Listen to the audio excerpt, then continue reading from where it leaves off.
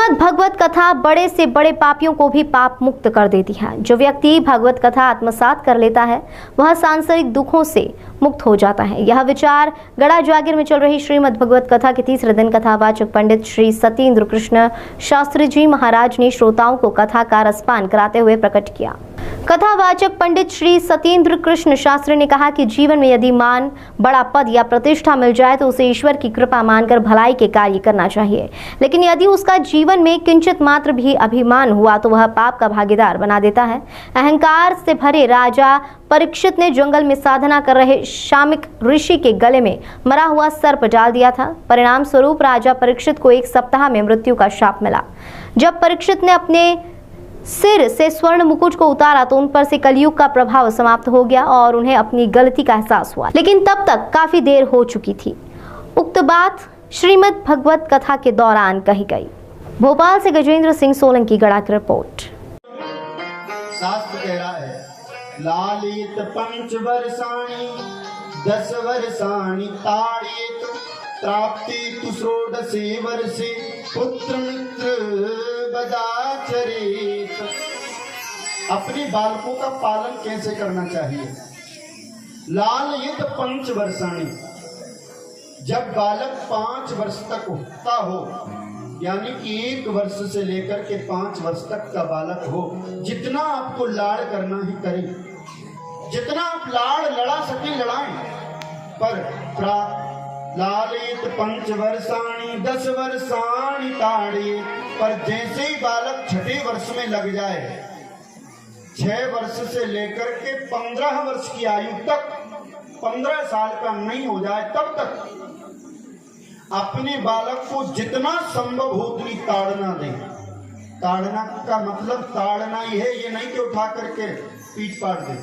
ताड़ना का मतलब ये है कि ये काम ऐसे नहीं, ऐसे करो, ऐसे चलना सीखो, ऐसे खाना सीखो, समय का पाबंद रखो, हर काम में आप टोके, ये काम ऐसे नहीं, ऐसे होगा। और जब बालक 16 वर्ष का हो जाए, प्राप्ति तु षोडशे वर्षे पुत्र मित्र बदाचरेत। बालक अपने पिता के कंधों की बराबरी का हो जाए, तब पिता को चाहिए कि अब बालक को डांटना नहीं है, बिल्कुल भी नहीं फटकारना है। क्या करना है? पुत्र मित्र बदाचरेत। अपने बालक से मित्र की तरह व्यवहार करे और मित्र समझ करके हर कार्य में सलाह ले। यदि संस्कार दिए होंगे, इन नियमों का पालन किया होगा तो बालक कभी आपके बाहर नहीं जाएगा, आपके बस में रहेगा। और यदि महाराज बस बचपन से ही छोड़ दिया, जा भाई कहाँ जा रहा है, किसके साथ रह रहा है, जिस जैसी संगत वैसी रंगत, तो बंधुओं आपका बालक आपके हाथ से खो जाएगा और अंतोगत्वा बुढ़ापे में कष्ट देगा। इस बात को याद रखना, हृदय पटल पर लिख लेना।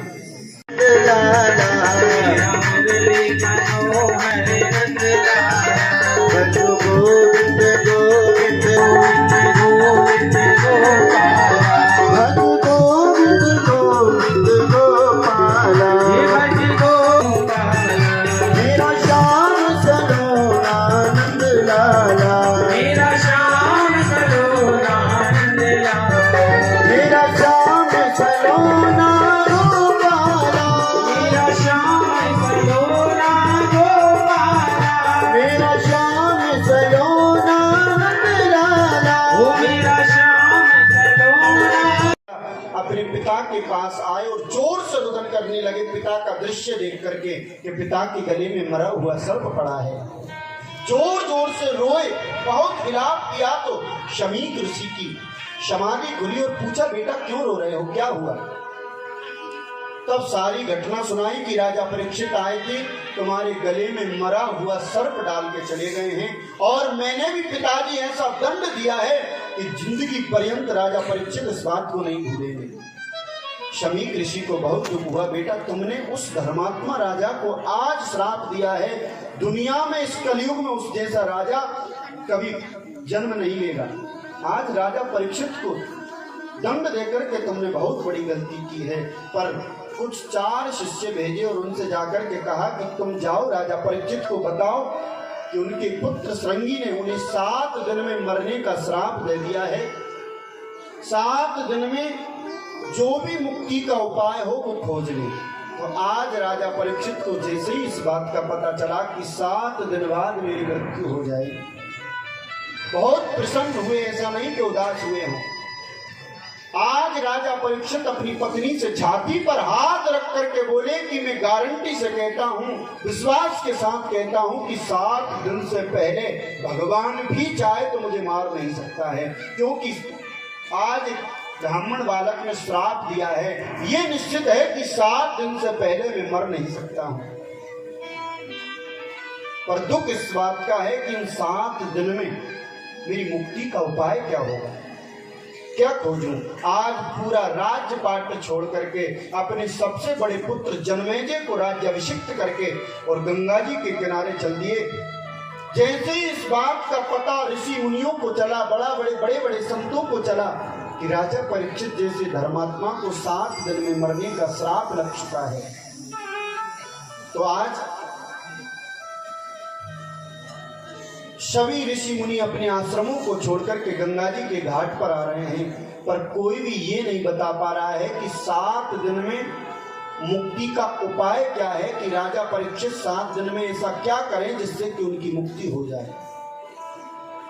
तभी महाराज जिस सुखदेव जी की कथा आपने सुनी थी, कल ही सुनी थी शायद, जो 16 वर्ष मां के गर्भ में रहे, तोता बनकर के बटिका देवी के उदर में चले गए थे, 16 वर्ष मां के गर्भ में रहे, 16 वर्ष बाद जैसे ही मां के गर्भ से निकले और समाधि लगा करके जंगल में बैठ गए।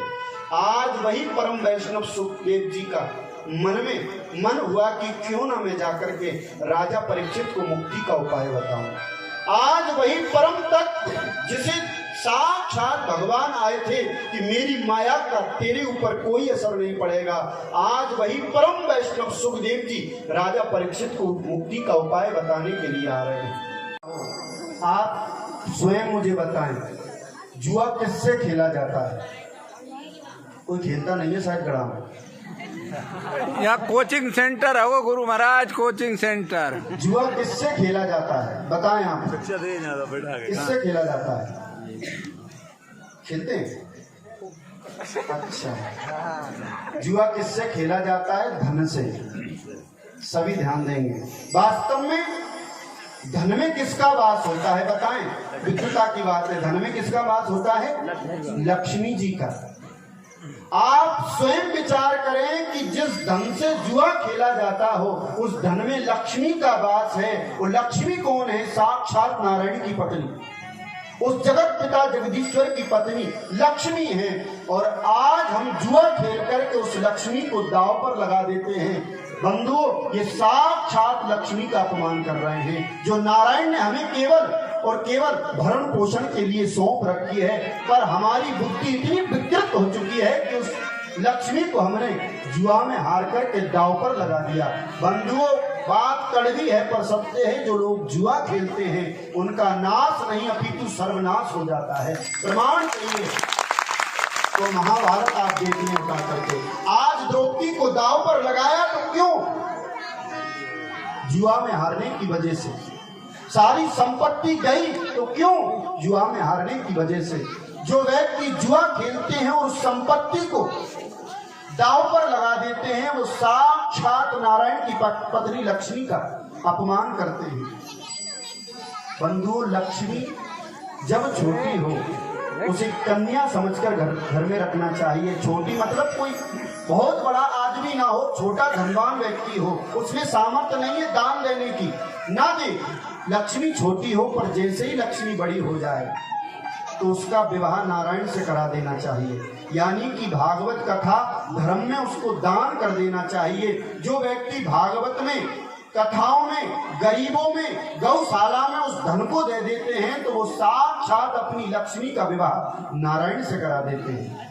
आज आपने जो भी कथा में दान दिया है तो इसका अभिप्राय केवल और केवल यह है कि आपने अपनी लक्ष्मी का विवाह साक्षात जगत नियता नारायण से संपन्न कर दिया।